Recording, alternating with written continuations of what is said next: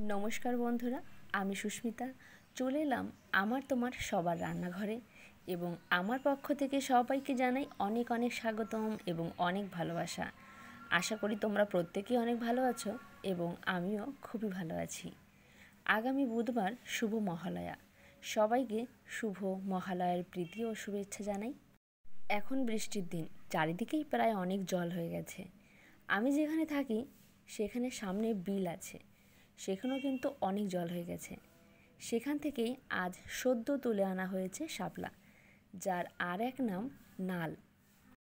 শাপলাগুলো দেখেই বুঝতে পারছো যে কতটা জল হয়ে গেছে, কারণ যতটা জল হবে শাপলাগুলোও ঠিক তত বড় হবে।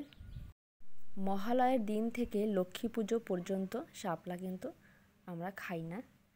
আজ শাপলা রান্না করব না, শাপলার ফুলের রেসিপি করব। এর জন্যই প্রথমে শাপলার ফুলগুলো শাপলার ফুলের যে পাপড়িগুলো সেগুলোকে বেছে নিচ্ছি। তো প্রথমেই শাপলার ফুল থেকে আমি শাপলার পাপড়িগুলো কিন্তু ভালো করে বেছে নিয়েছি এবং এই পাপড়িগুলো বেশ কয়েকবার ভালো করে জল দিয়ে ধুয়ে নেব এবং ধুয়ে নিয়ে একটা ঝাড়া পাত্রে আমি রেখে দিচ্ছি। ঠিক যেভাবে আমরা শাক কেটে নিই ঠিক একইভাবে এই শাপলার পাপড়িগুলো আমি কেটে নিয়েছি ছোট ছোট করে।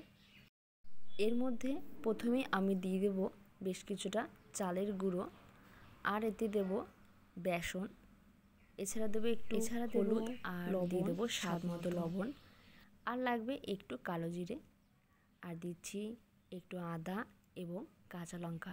তোমরা এখানে চাইলে রসুন দিতে পারো, যেহেতু আমি নিরামিষের দিনে বানিয়েছি তাই এখানে রসুনটা দিইনি।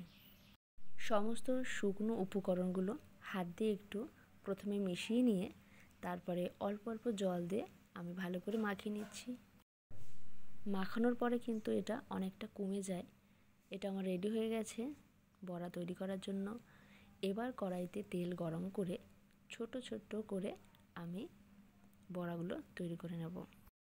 শাপলার ফুলের বড়া খেতে কিন্তু খুবই সুন্দর লাগে যদি একটু ভালো করে তৈরি করা যায়।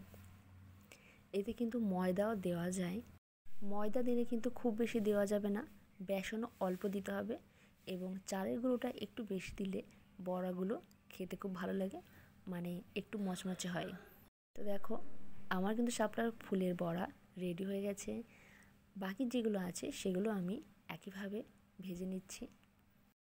তোমরা যদি শাপলার ফুলের বড়া আগে খেয়ে থাকো তবে অবশ্যই জানিও যে তোমাদের কেমন লাগে। আর যদি তোমরা কেউ না খেয়ে থাকো তাহলে অবশ্যই কিন্তু একবার ট্রাই করো, এটা কিন্তু সত্যি খুবই ভালো লাগে। ভিডিওটি এতক্ষণ ধরে দেখার জন্য সবাইকে অনেক অনেক ধন্যবাদ। সবার জন্য রইল অনেক শুভকামনা। সবাই ভালো থেকো, সুস্থ থেকো এবং সবাইকে ভালো রেখো।